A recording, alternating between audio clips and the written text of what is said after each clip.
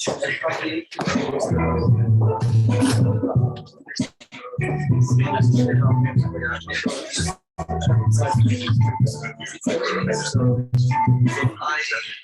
the next project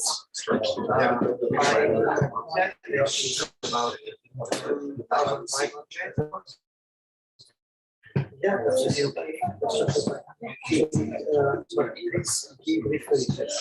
okay, sure.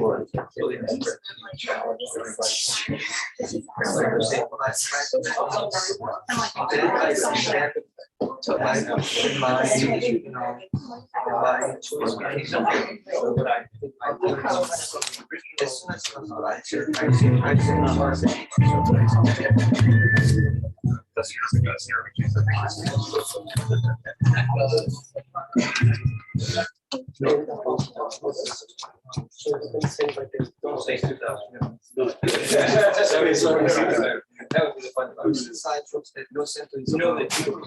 So I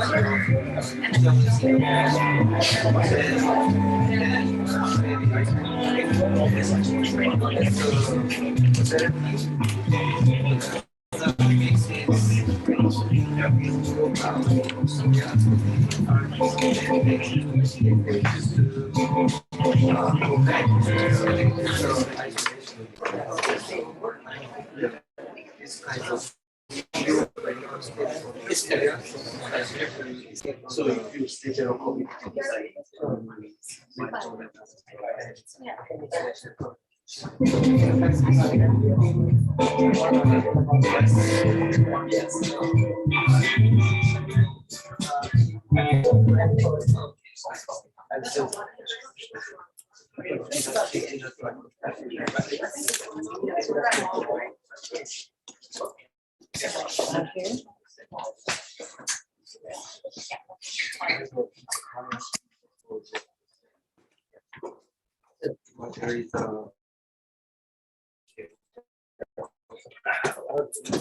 Greetings, everyone.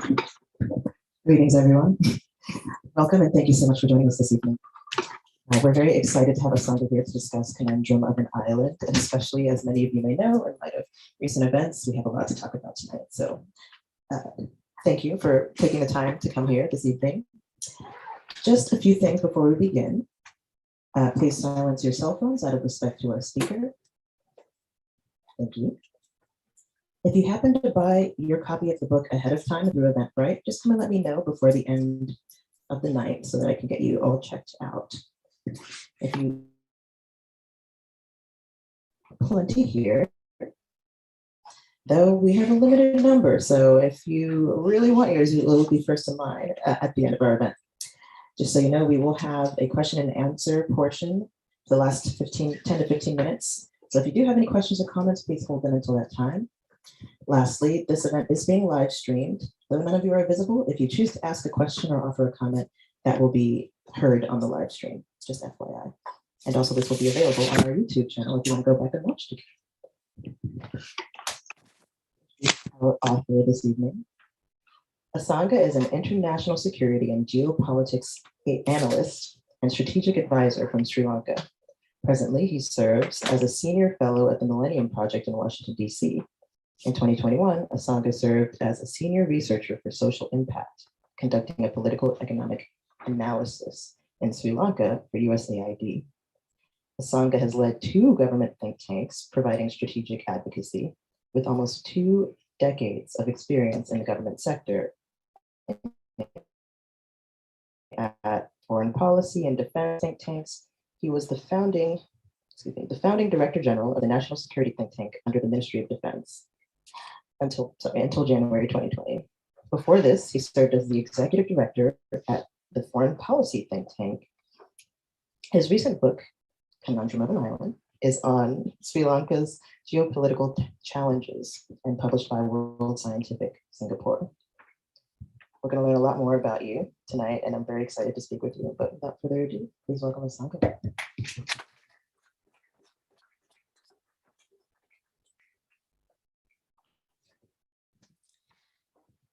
Changing hats. Welcome, and thank you so much for being here.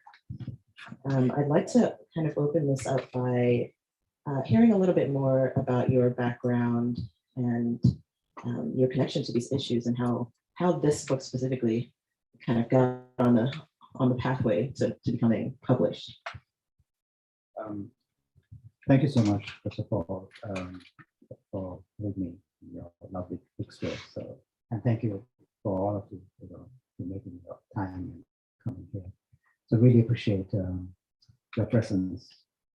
So Conundrum of an Island was published in 2021, and this is my 3rd book, followed by the earlier book, which is Sri Lanka at Crossroads, and Towards a Better World Order, my 1st book. So the 2021 book, which we are discussing today, was published by World Scientific in Singapore. And what got me to write this book was my travels to many places, basically to Kazakhstan, to many areas, I mean, regions, the world, East Asia, to Africa, to Middle East. So my travels, as well as what I've captured. I followed the BRI, the Belt and Road Initiative of the Chinese projects, one of my interest areas, and the geopolitics of the BRI, the Belt and Road. My interest was on the Indo-Pacific when I sort of writing this larger sort of geopolitical challenges that the world is having. So it was direct interviews carried out, perspectives. For example, in Muscat, at one security conference, I remember Ambassador Alice Wells was there, and we were discussing about terrorists acquiring aerial capabilities, drones. So even those little bits are captured in this book. So whatever the security conferences have been, the dialogues that I have sort of, I've made with Singapore former Foreign Minister Giorgio. He has reviewed my book, as well as many others. So it's all been sort of, adventure that I've, travels as well as what I've sort of gathered and captured. Absolutely. And before we started the event today, you mentioned that this book is very dense. It contains so much research and analysis, and really dives into the complexities that are facing Sri Lanka right now. I wonder if you can sort of break down a little bit what different elements, what different sections of the book are kind of very important. What are the guidelines that you use to arrange all of this information for the reader? Well, the book begins with the security chapter. So, if you sort of project, assume the book is a cake. So the inside, basically, what I've captured, the main component is the security, as well as the politics, the domestic politics of Sri Lanka. So it's a view from inside, from Sri Lanka to outside. And the icing of the cake basically is the geopolitics, and the cherry is the foreign policy. So if you sort of see the chapter layout was clearly starting on the Easter Sunday terror attack, which happened in 2019, which I witnessed myself and my family. We were walking to the Shangri-La Hotel at that time, and when the bombs went off. So we witnessed that horror. So the book begins that chapter. Basically, I was serving as the Director General of the National Security Think Tank at that time. So how did we not get it right? And my question, so I'm asking questions, the policy mistakes we have done, also the security information that was shared from India, why we did not sort of, see these security threats. As the Director General, I have written something in January on the same year, 2019, of this particular group. There's a serious threat to the country. But a lot of things went unheard. And some of the things that I borrowed from the US was after the 9/11 terrorist attack, where the ITAC, I have mentioned, the Integrated Threat Assessment Center, which was set up as a recommendation. So those things I think I have captured that. So reading those recommendations from the US side on the how they improved their security, and why the Sri Lankan side had multiple stovepipes, did not communicate. So the security issue is being discussed, and also the intelligence sharing among countries. For example, the Indian intelligence informs Sri Lanka there's going to be multiple warnings, but then they did not share with the US. So there was no sort of intelligence sharing regional sort of mechanism. If it actually went to the US, we would have definitely averted the attack. The reason was there was a huge trust deficit between India and Sri Lanka at that time. And I mentioned that where President at that time was, accusing India, saying that, they're going to assassinate him. So, which was President Sirisena. So it was all a lot of conspiracies, and a lot of, so the social media was blowing out of proportion, all this news. So trying to bring some sort of, all these decisions, the policy decisions that was made, the security threats that India had to face as a country, in this periphery. And I moved to India's immediate periphery, which is like, talking about Pakistan, Myanmar, and also Sri Lanka. So the immediate periphery, where Bangladesh, and what kind of threat that India has, and India's foreign policy. So I bring in Ambassador Shiv Shankar Menon, who was the National Security Advisor, again, who reviewed my book, and many others, scholars who have sort of, contributed to India's national security. So their perspectives and how we can make sort of regional architecture, security, regional architecture.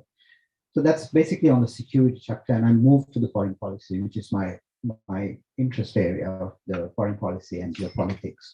So I bring in sort of, Mackinder's work on Indo-Pacific, how Mackinder saw two islands, Japan and United Kingdom, how important those two islands were to the two oceans. And I try to bring Sri Lanka into that equation of Mackinder, sort of how important is Sri Lanka sitting at the geostrategic location in the sea lines of communications and to the Indian Ocean security, and how important it is for the Sri Lanka to have a balanced foreign policy. So I quote Ambassador Robert Blake in here. So he said that don't allow Sri Lanka to have sort of binary choices, choose between China and the US, which is a very important quote from him. And so try to sort of discuss those ideas what the ambassadors have discussed. And also the Chinese, the debt trap, which is, I think a lot of comments came for that particular chapter on the debt trap, and which I call it extended towards the strategic trap is happening. I think today, the CIA director has released a comment on the debt trap in Sri Lanka, Director Burns. So on this particular issue, saying that look at Sri Lanka as an example. So we were clearly highlighting this in some of the projects were not, we for example, the Sri Lanka, we spent billions, and then the expected revenue is not coming in. Then what they did was they took the port for 99 years lease. So it was the Chinese who leased the port for 99 years lease. And this sort of model has a military dimension, so which I'm sort of discussing, civil military dimension, because we closer to the port. I think Bob has been to the served in Sri Lanka. Really honored to have you as the deputy ambassador. So he, we've seen how close proximity they built the airport, where the Auditor General has written a complete audit report saying, why did you build this airport closer to a natural sanctuary? Elephants, about 100 elephants come closer to the airport. There is birds, it's a bird sanctuary right next to it. Authorities managed to get EA clearance, environmental clearance. These are the questions. So if the airport was built by China and then there's no flights, there's a few flights coming in, but then it's not functioning, then there's another reason for it. So I bring in Professor Swaran Singh and many Indian scholars discussing, okay, there must be some sort of a strategic direction because there is a strategic interest, a long-term interest. So that's the part on the debt trap, which I discuss. And then I move into the domestic politics. And the domestic politics, I speak about, how the institutions, how weak the institutions are, and basically the parliament, for example, there's one particular article about bombs and elections that's also very popular. I think a lot of comments on that, because I did a trend analysis in about five cases in South Asia where bombs went closer to the elections and how it alters the election results. So like 1 week before you have a bomb blast, then it alters what's the impact towards the candidate. And then I try to see in other parts of the world, does it happen in other parts of the world? But it doesn't happen in any other region. So only in South Asia, that was unique. India, there was a bomb blast, which altered the election results. Pakistan, there was a bomb blast, Benazir Bhutto, it altered the, so then I sort of say, does the bombers want to communicate with the winners? So Easter Sunday bombing is also very interesting. 1 week after Easter Sunday bombing, you had a presidential campaign launched by the president who Gotabaya Rajapaksa, who escaped now, has gone away from Sri Lanka. So I have questioned some of the autocratic, sentiments he tried to bring into the country.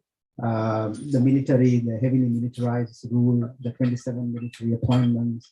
So is Sri Lanka being a rich democracy from, I mean, starting from 1931, the constitution from the British time, but we've been sort of exercising democratic, liberal democratic values, and we have that.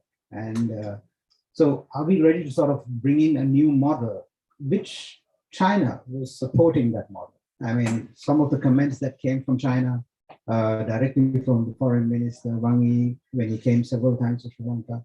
And Gotabaya, what he did was he accepted this model, keep on accepting that, okay, we are okay to try out a different model. So I think the experiment went wrong, definitely. And you can see the people, his inward policy prescription. So the issues that you're having in Sri Lanka right now is clearly captured in this book.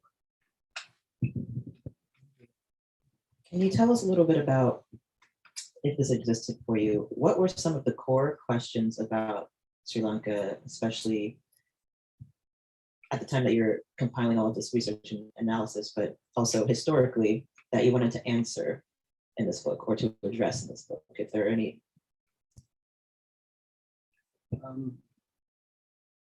The historical factors, which I sort of highlight, I mean, most of the chapters I begin with a historical note. I think it's really important to sort of capture that moment in history, especially the geopolitics chapter. Because what happened, I mean, let me give you an example. I've quoted the Indian the Prime Minister, Narasimha Rao. So he mentions that about why India needs to have a national defense policy, the importance of having a national defense policy. So he keeps on discussing at the parliament, Indian parliament. I saw it like, hold on, like I never saw something like this coming from a South Asian leader. And this is the first time that I've sort of seen going on about India needs a national defense policy, a written national defense policy. So I captured that. So that historical moment of Narasimha Rao, I try to then apply to Sri Lanka. Why can't we have a national defense policy? And look, so, and the best part was Australia and many other countries did help Sri Lanka to compile a national defense policy at that time. And so Sri Lanka managed to have some sort of, a written document. So written policies are really important. And what we have, even our foreign policy is not written. So every leader who comes forward and says it's a balanced foreign policy. I quote again, going to history, woman prime minister of the world is from Sri Lanka, and Sirimau Bandaranaike. So I quote her of her work, for example, in 1970s, she spoke about Indian Ocean Zone for Peace. Why don't we sort of, work together on Indian Ocean Zone for Peace with all countries together, the non-aligned countries. So these are really great initiatives taken by a woman leader at that time. But I think they need to sort of, move forward. I mean, looking at all these geopolitical tension right now, we don't have mechanisms. I mean, there's one particular article to European Union. I mean, when the EU article, basically the EU in the Pacific policy, which EU office in Colombo, they asked me to review it and sort of give some of the comments about Indo-Pacific policy of European Union. And what I found was that they've been very diplomatic. I said, I mean, unlike the United States, who has directly pointed where the issue is, which is China.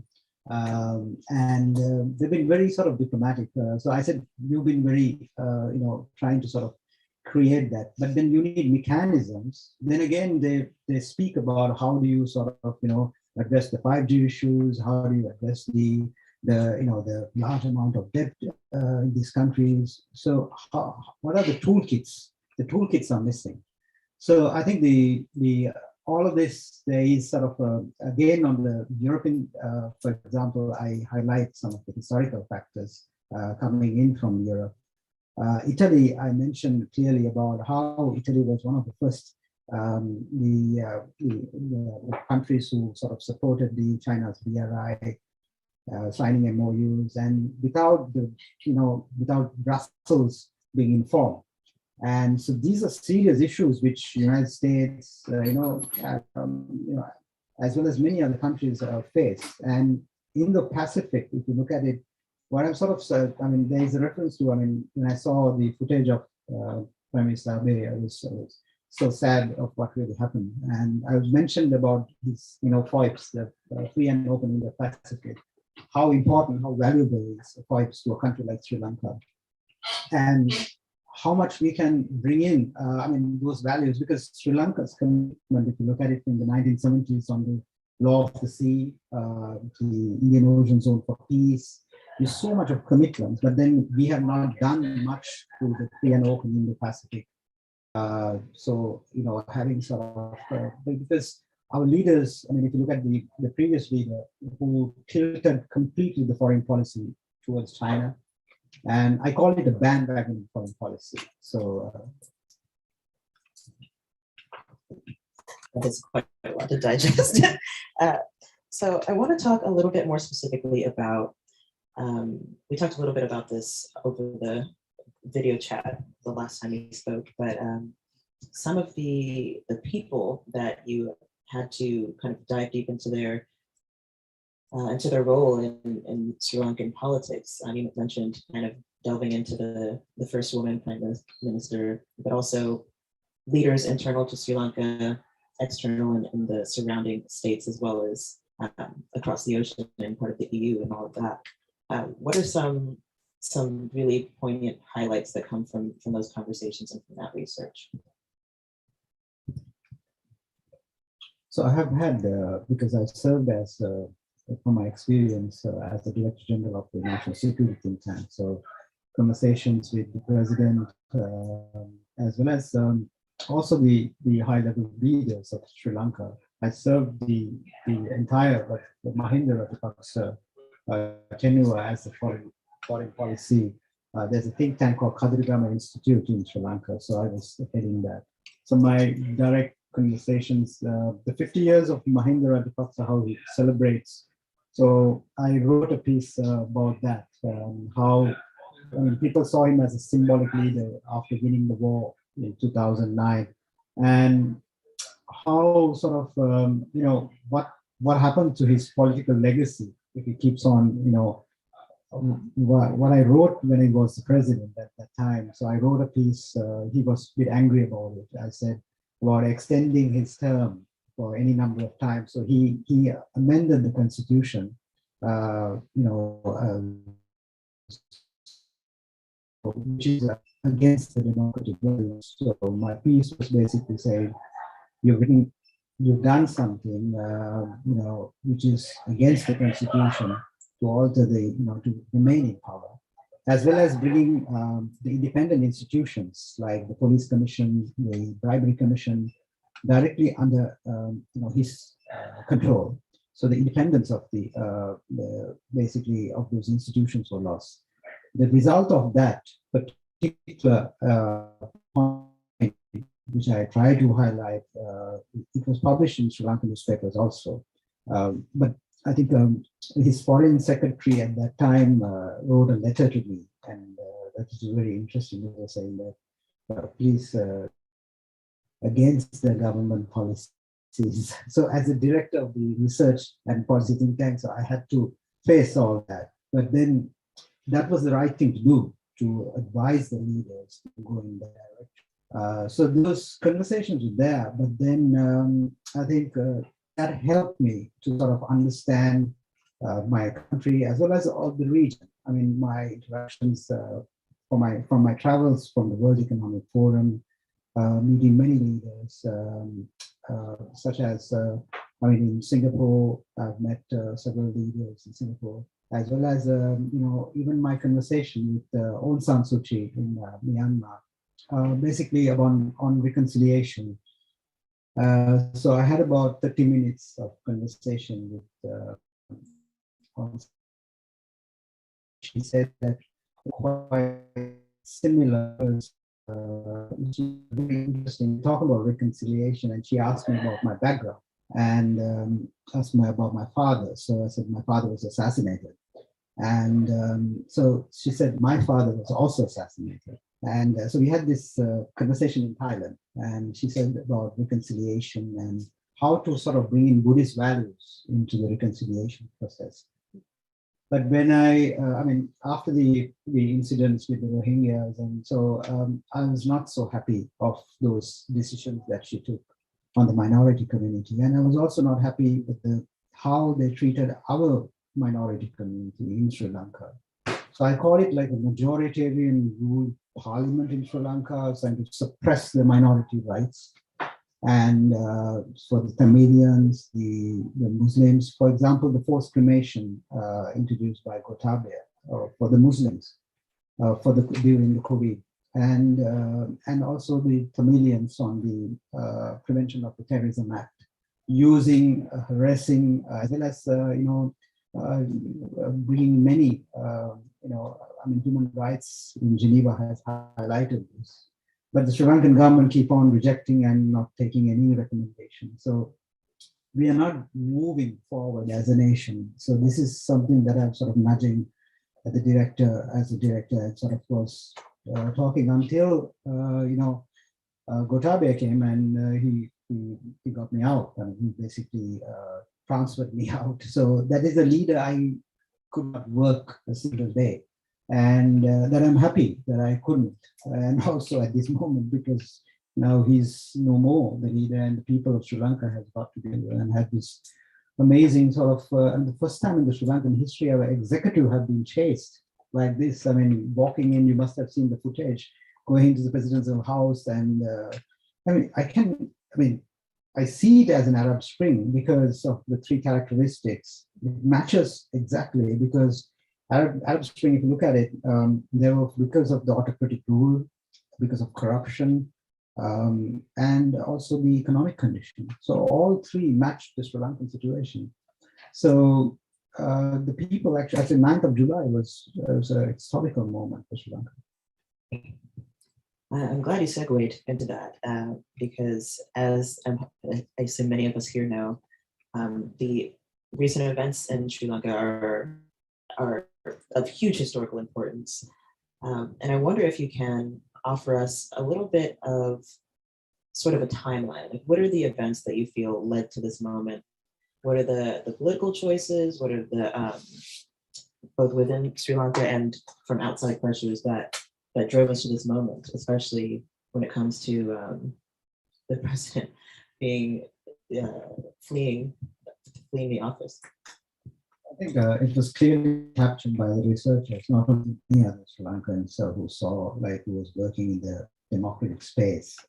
When I was assigned of the USA for this, the field study in 2021, I was the senior researcher back then in Sri Lanka. We did more than 75 interviews. So what we captured was this, exactly what was happening. If anybody read that, it was very unfortunate that it went internal use because of the sensitivity of some of the information, because it is very clear, because you have a president who was having 27 military appointments in different ministries. Even the Ministry of Archaeology, they had a military person, trying to sort of justify that some of the archaeological sites are Sinhalese but not Tamil in the north and east. And it was a heavily militarized model which he tried to exercise.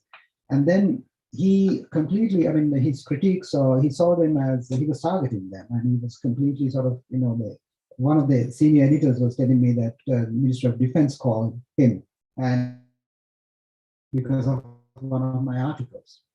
So that's it. That was the end of my articles in Sri Lanka. And my last article before I came to the United States was called Coming Anarchy to Sri Lanka, which was published in India and many other outlets outside. So Coming Anarchy, I said that I sort of specifically highlighted president's intervention in the judiciary. Why at that time, president has pardoned a political criminal, giving him presidential pardon, and sort of interfering with the judiciary. So the heavy interference would bring in anarchy to the country because of the institution as well as the bureaucracy will fall one by one. And that's what happened now. Now, in this anarchic situation where you have 3 cabinets within 2 months, Now the president is elected, appointed yesterday, and now he has this day today. So appointing the prime minister, and sort of apparently he's keeping the same cabinet. But it is sort of, the institutions are not functioning. It's an anarchic situation because even for donors to work, you need those institutions, the IMF. How do they function without? You have the central bank. You need the finance minister in place. So you don't have that. So I think I saw that coming in, the anarchic sort of the environment.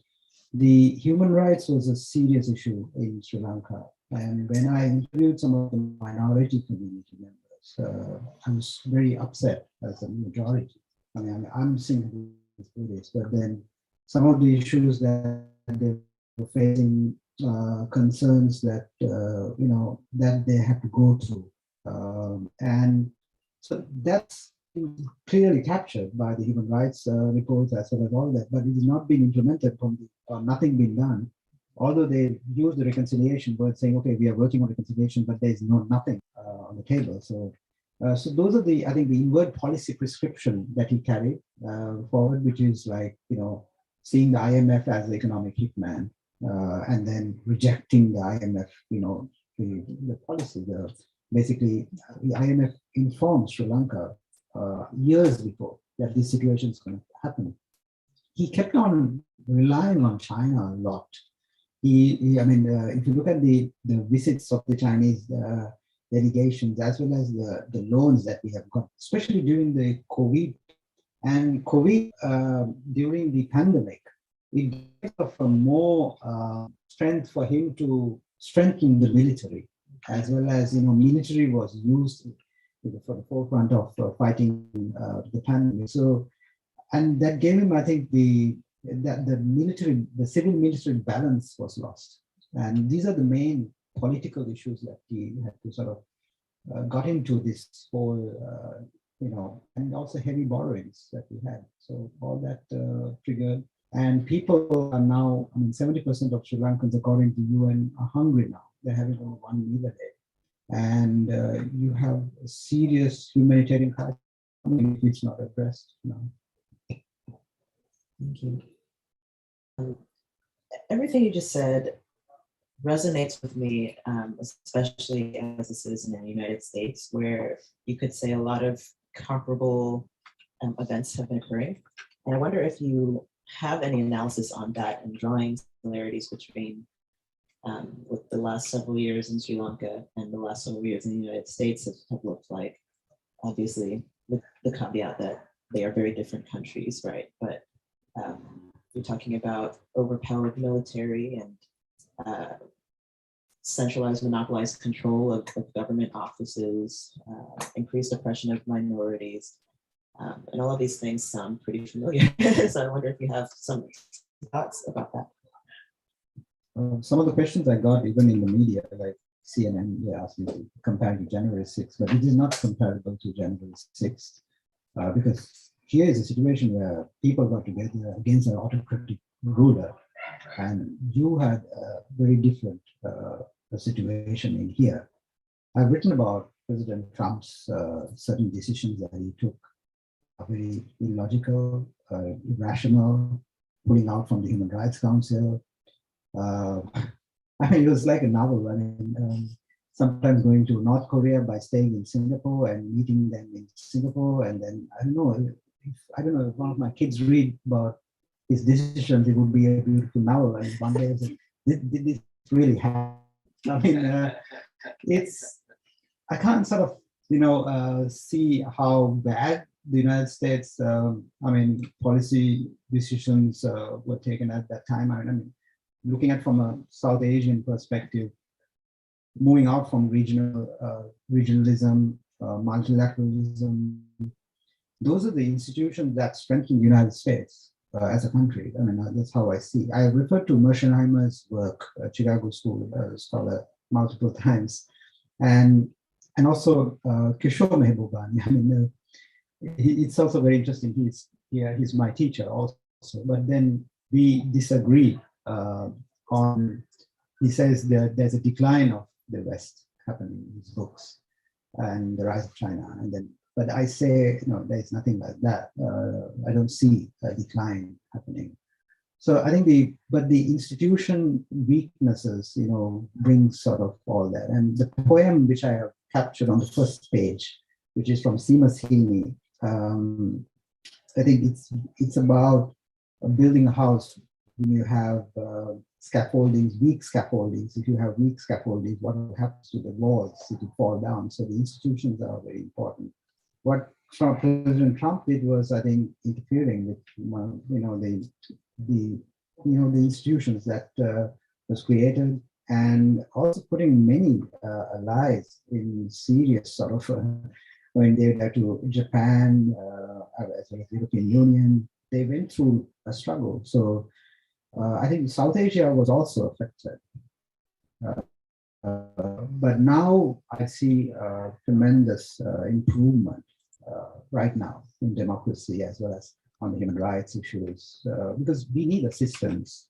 Here's a country just strategically well positioned in the Indian Ocean, but then I call it sandwich between BRI and the Indo-Pacific. But how do we sort of resolve this? Okay, why can't we introduce good, toolkits to even the Chinese? Okay, let's talk about projects that they have, the BRI projects, and let's have some more transparency in them. Let's borrow in less interest rates. Even for the debt restructuring right now, which is a big issue, China is not willing to restructure our debt. So they are, that's the delay that Sri Lanka is having right now. So without China's assistance, we can't restructure the debt. So I think China also needs to sort of, see how to play a more collaborative role. And I think that will help many other countries like Sri Lanka, as well as, the other BRI countries also. Absolutely. You just mentioned the poem, and earlier today you said maybe that your son would like to read the poem for us. Would you like to do that? Thank you.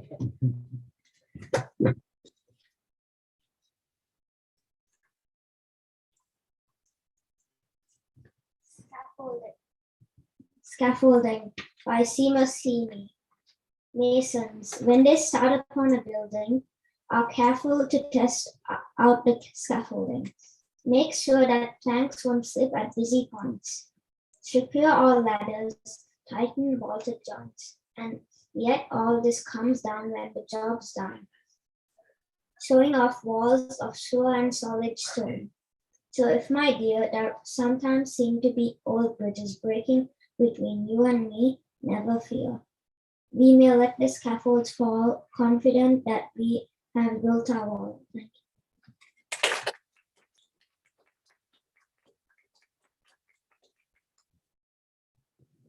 Thank you. Thank you so much. That was beautiful. So I know that you had some particular sections of the book that you wanted to highlight. So you have your sticky notes there. I think I've covered all, because your questions got me into talking about it, and I think most of the stuff has been covered from your questions. So I think we have get the audience to ask us and interact, and I would like to And for those of you watching at home, you can leave your question as a comment on the video that you're watching right now, and we'll get to it as well.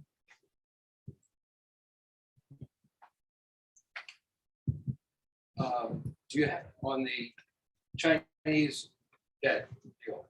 Do you have to know what the interest rate is and what the IMF might give you as an interest rate? There's a difference. Maybe it's worthwhile doing. That's a very important question. The biggest issue is we have got the Chinese loans in different interest rates. For example, one interest rate. No, it's not one. So for example, the Hambantota port, which is the major project, we have got loans in different times and different years.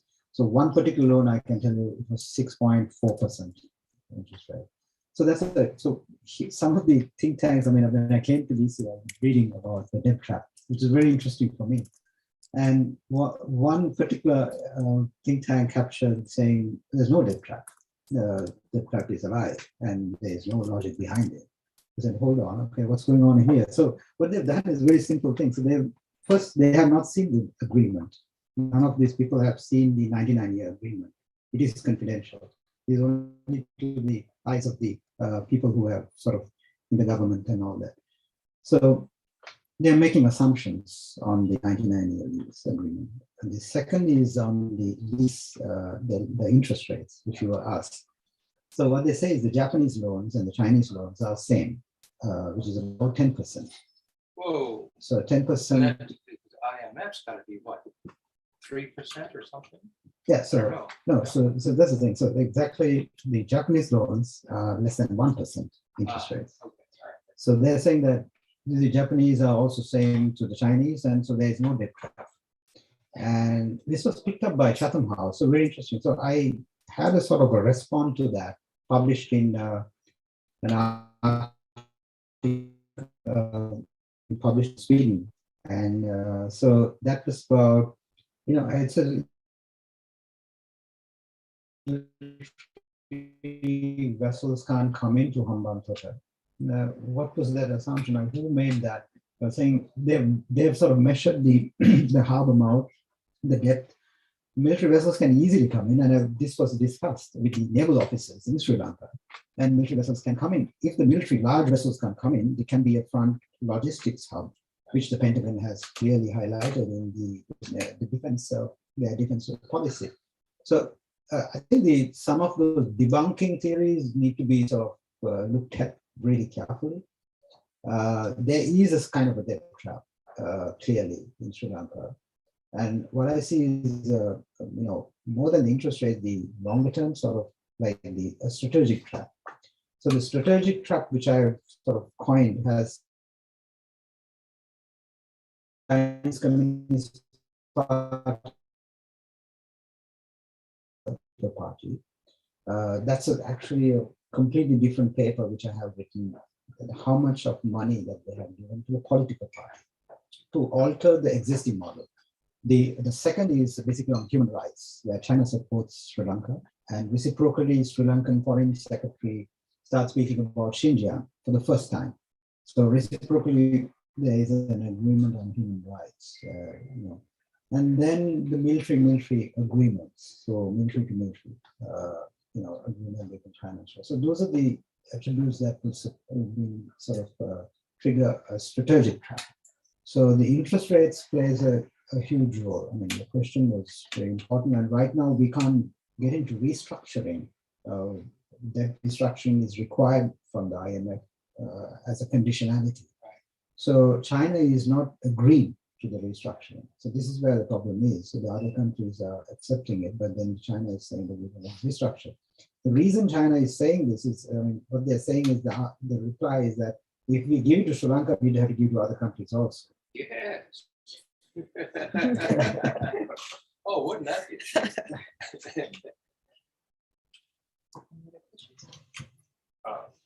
One aspect of the recent events in Sri Lanka that we haven't touched on tonight is agriculture and food security. I was wondering if you could address food security in the context of greater national security and security architecture.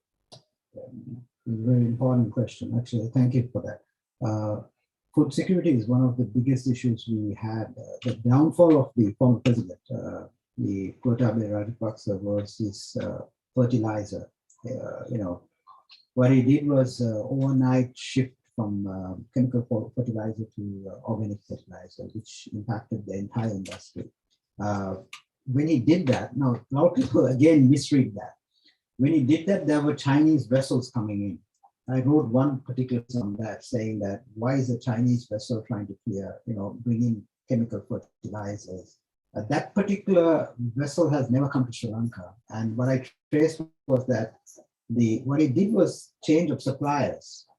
But then he had a marketing campaign of going organic. So behind that needs more research actually. So what I know is that the Chinese vessel came to Hambantota port. They tried to unload it, but then the authorities did not allow basically the vessel, because some of the fertilizers were contaminated. And so the authorities actually blocked that. And that prevented, that created a huge issue between China and Sri Lanka, bilateral.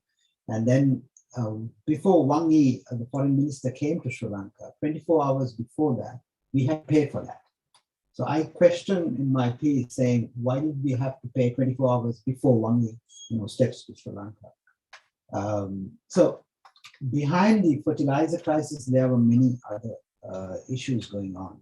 But what happened was there was a huge shortage because of that overnight shift, and it impacted the entire agricultural industry. And the farmers, had a huge difficulty. And so that's what we are facing right now is the result of that. And right now, India is supporting on fertilizer. India has been 3.5 billion. India, as the closest country, has come forward. I think without the Indian assistance, we would have been like in a total, disarray right now. But it's amazingly they have come forward and given all these assistance. Then the fuel is another. Agriculture is one particular, but the fuel is going. It's another huge issue as well. So it has to be addressed right now. And agriculture security is an agrarian, economy.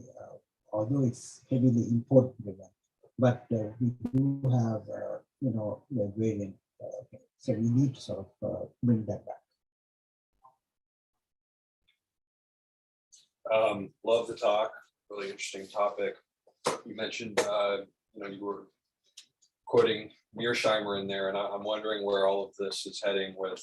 It seems like there's a bit of a souring opinion on the deal that they got with the Chinese, and whether that's going to create greater appetite for a rebalancing of their strategic footprint towards the United States in the context of growing engagement in the Indo-Pacific, and the Quad, and AUKUS, and what's of the recent domestic crisis and how that'll influence a possible reshuffling of political weight for the U.S. and what can we do to further that? So thank you for that. That's a big question actually. So there's a lot in it to unpack. First, if I go to the political side, you mentioned that's a very important observation. So 2 hours ago, I spoke to Al Jazeera about the same. So there's two scenarios that I see Sri Lanka at this moment. One is the president to work with the protesters, which is there's a huge trust deficit between what the president, what the protesters want and what the demands, as well as what the president is he's trying to. Right now he's not doing the right thing. If you ask, like a few hours ago, he sent the military to crack down the protests. I saw the live footages that's going on, and some of the social media then what's going on here. So he's chosen to crack down, but that's not the way I think he should move forward. We should talk to the protesters, try to satisfy the protesters to some sort of degree, because what they're asking is very reasonable. They're asking basically, give abolishing of the executive presidency has been there from many years in Sri Lanka, and there's a consensus, like more than 70% of public polls says let's abolish this position, right, the executive presidency. So one condition actually is like an accountability on looted money, corruption charges of the former guy. You can't have a military flight escorting this former president out of the country, and now he's in Singapore. Okay, what the people are protesters want is like, give us the money back, give us, corruption, investigations of the corruption charges. So that has to happen. And what they're asking is a fair demand. They want the democracy back. They want to re-democratize the country.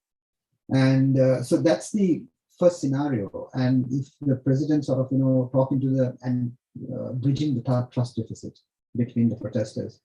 The second is what he's doing right now. 2 hours ago, I saw that footage. So that's if he goes against crackdown of the protests, it will emerge again. It's not going to go down. If he's going to arrest, keep on arresting people, and how many is he going to arrest? And this is like thousands of people. you saw that, I mean, it's not, and then there's no one particular leader at the protest. There's so many leaders. So this is the thing. So it's a sort of a hybrid network of protesters. And the interesting part is that if he goes on that trajectory of cracking down the protests, you would invite the military into the forefront, state of emergency as well as, and Sri Lanka can easily move into a military model, which is like Myanmar. I mean, not Myanmar, but a new model in the making, I would say. But this is a dangerous thing because you have a military that has fought 30 years of war, so 3 decades of war. And you had that, Gotabaya left that military footprint, I mean, in those institutions and all that. So you need to be, I think, I hope because of his maturity, the new president, he's been prime minister for 6 times in our country. And he's been in politics for a long time. And I've seen him talking to the international community. I have traveled with him to Davos one time, where he spoke to the international community. I think brilliant. I mean, he's got all that. So I think he should follow a better path than cracking down, going on. Here is the problem is that the protesters have identified him as part of the old regime. Now that's the biggest problem he has. So because he had only 1 seat in the parliament when he became the prime minister, and he was not elected from the people. So he came from a back channel through the previous president. So he needs to sort of legitimize that whole thing and talk to them in a way that to satisfy some of the demands and work some sort of political stability. At least talking to the other parties, the political parties, and so to stabilize it. I mean, because here you have people would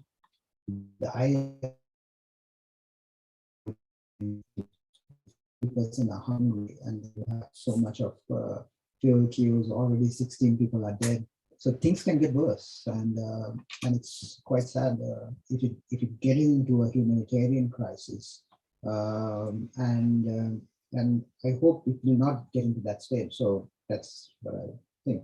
Your other question on the Indo-Pacific. So it's very important that Sri Lanka as a country has some specific commitments towards Indo-Pacific. Now, the weakness of Indo-Pacific, US Indo-Pacific strategy, I have spoken about it earlier also, that you're not sort of front-loading the demands. It's just it's a paper, of course, yes, but then it's the countries like Sri Lanka should have specific commitments towards it.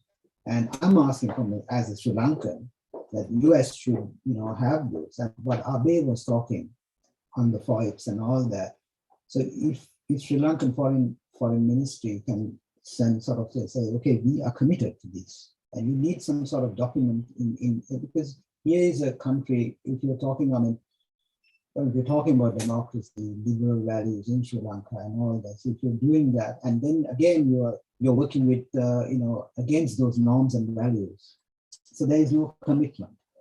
So I think it's very important that you have those commitments from country-specific commitments. That will help India also to ease, for example, Prime Minister Modi's neighborhood first policy, and which he has. And so it will ease India also, because the tension I have clearly mentioned, there was I was in New Delhi when the Indian foreign minister was giving a talk, and it was very interesting.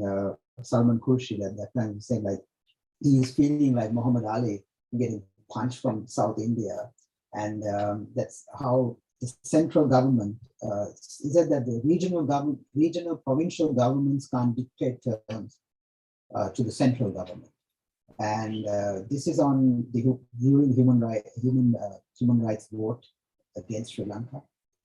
So India gets into sort of very hard decisions and challenging decisions when it comes to Sri Lanka. And of course, US would need to see Sri Lanka's, again, another side I did not see was like direct intervention. I mean, not through India, but India is important. Indian for example, the policy directives are important, but then you should have also direct inputs coming in from Colombo on this Indo-Pacific, for example, commitment. So that will ease India's pressure also, because India has a lot to do with these immediate peripheries. So I hope I answered your question. Thank you so much. Thank you so much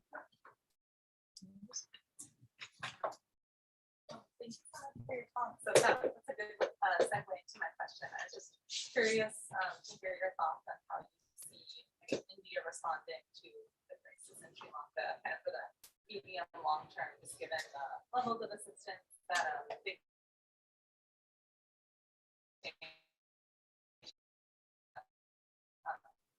bilateral.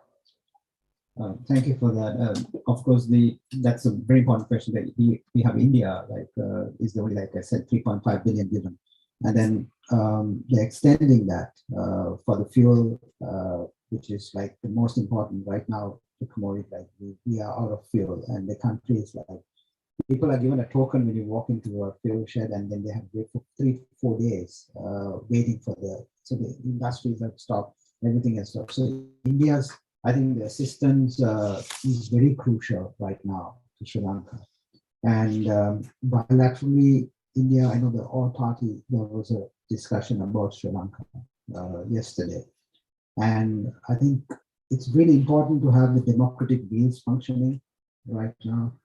Because if, I know in the past, India has sometimes, if they move a little bit on the political side, or even say elements in political factions in Sri Lanka, okay, there is some foreign interventions coming in. Because in the past they had military interventions, back in, so there is not, unlike in 1988, 89, it's a different kind of, completely different environment with social media and a lot of misinformation. So India has to, it's a very cautionary sort of, I would say the next month is going to be very cautionary, because anything that New Delhi says, we play a huge and we have a huge impact in Colombo. And what India could do is assist and try to sort of, advise. One of the very interesting points I found was from the British Parliament. Ed Davey, a few days ago, he spoke, he's the leader of the Liberal Democratic Party. He said that Sri Lanka requires 2 packages, one economic, one political. Economic is from the IMF and all that, let's assist them. But political, why are we silent? So what he's saying about political is not on political intervention, but he's saying let's assist them on accountability, such as, okay, there's looted money or some international arrest warrant. He even mentions that. So if you require something like that, what? So that's definitely on democratic view. So India can definitely assist if they require an election in Sri Lanka. What the protesters want is no crisis in the legislature. So this is a very difficult moment because so they want to get re-elected also. And they will try their level best. So they have rejected every time they put up the cabinet. They said we don't want this guy. So the protesters is having a huge clout and a power for the first time in the Sri Lankan history. And there is a sort of, that's why I mentioned there's a huge trust deficit. So maybe India can, but India definitely needs to stabilize Sri Lanka, because my worry is that even the Easter Sunday bombing happened, like if you look at it a few months before we had the constitutional coup, with the government, completely was dismantled, and everybody, Prime Minister was not talking to the president at that time. So then you had the bombing. So security situation in Sri Lanka is very fragile, because it's a fragile state right now. The institutions are not functioning. So, anything could happen. It's kind of a clear warning also, because there is political factions who wants to take advantage of the situation. And the US, India, I think the Western Alliance should be very play with a very cautious note and monitor the situation. And so I think that's the best way. I would say the next steps to take. Thank you. Time for one more. Hi everybody, my name is Simran and I'm a grad student at the Fletcher School. So my question to you is regarding the security architectures which we are seeing in the Indo-Pacific. How do you think small island countries like Sri Lanka can actually leverage these security architectures? And there are a lot of security architectures right now, can put forward their needs and leverage these architectures altogether, because in my understanding these architectures look like deterrence for China and not actually really supporting the small island nations. Thank you. That's a very good question again. I think if you look at the my recent article on Solomon Islands, I think and Sri Lanka, the comparison, what the president, the prime minister of Solomon Island is going through, as well as the Sri Lankan leaders are going through. I did a sort of a comparative, and then it's quite interesting. We had to sort of sometimes there was like certain decisions that they took. There was knee-jerk reactions because there was not much of concentration on these important islands, littorals. I bring in Raja Mohan's work in here, identifying why littorals are so important. Solomon Islands are so important because of the, sea lines of communications that, travel and to the west, as well as Sri Lanka. So the littorals and their security architecture is really, really important. And what littorals can play, what is the role that countries like Sri Lanka, Solomon Islands can play for their own regional architecture. The issues that Solomon Islands, if you look at it, what they had with Australia is the same issues that I compared that Sri Lanka is having with India.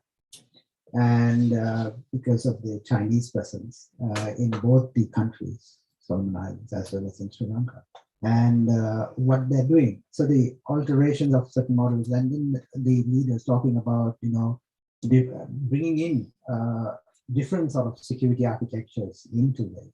That's the dangerous area. Sri Lankan, for example, Sri Lanka, the entire telecommunications, 80% of the telecommunications industry, the network is run by Huawei and ZTE. So it's already, the 5G networks are already present in Maldives. So when I interviewed one of the Huawei people in Sri Lanka, and they're very interesting. In my interview, he says that, look, Maldives did it first, and why aren't you guys doing it? We have done it in Maldives, and why are you so late? I know the pressure that President Sirisena had when he was given a surveillance, for example, on to the police during his time. So that document came to the National Security Think Tank, and we looked at it very carefully on the surveillance as well as cameras and all that and bringing in. But then it's a very Sri Lanka beginning, and then but there is a serious security concern of those accepting those. But I'm happy that Sirisena did not accept it. He went on. It was a lot of pressure to our leaders. So the security architecture cannot be built when you have interference coming in. So India is having the difficulty of creating that regional security architecture. I have a paper on a book which I spoke on IDSA about the regional security architecture. I think that would be useful for you.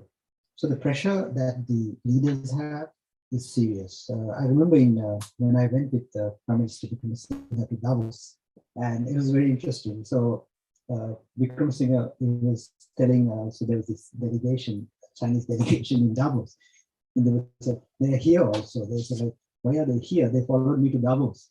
And it was very interesting. He was getting very uncomfortable because I know that there was questions about Hambantota in that panel, and there was this, so I think the pressure is there because obviously, they want to have their own sort of ways of, setting up their security architecture. I sort of go deeper into submarine cables that is laid to detect for example, submarines in the sources network. I managed to even get the map from the Australian Academy, and so I have it. It's on the book, as well as I think how China uses the oceanographic studies, using oceanographic studies, but then, we have many oceanographic visits to Sri Lanka, the Chinese vessels. But are they really coming for oceanographic, or what are they? So there is the duality, the nexus. So we cannot build a regional security architecture with all these concerns. And of course, Sri Lanka need to support India to build a regional security architecture. But unfortunately, our regimes are so it's fragile. The states have become completely dysfunctional. Look at Pakistan. The best example is like when Mahinda Rajapaksa stepped down and Imran Khan, they both stepped down on the same week. Raja Mohan was very interesting. He told me to write a piece about Imran Khan and Mahinda Rajapaksa. So, and I think these things happen in the immediate periphery, and it's very important to have a strong regional security architecture in place. Okay. Sorry, I've taken more time. No, not at all. Thank you so much. This has been an incredible talk. I feel like I learned quite a lot. I'm grateful for all of you and your incredible questions.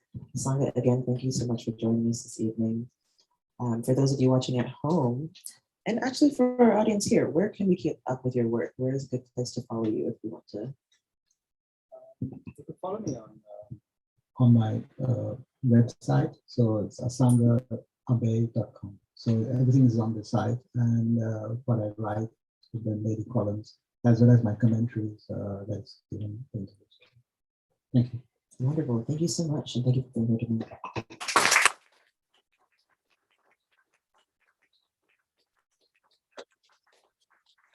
Everyone, please feel free to stick around and chat. If you'd like to grab your copy of the book, you can grab it here, and perhaps Asanga will be kind enough to sign it for you.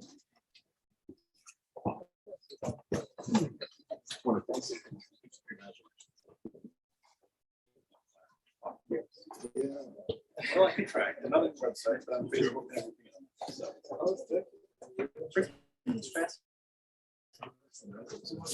everything else. We still come and phone and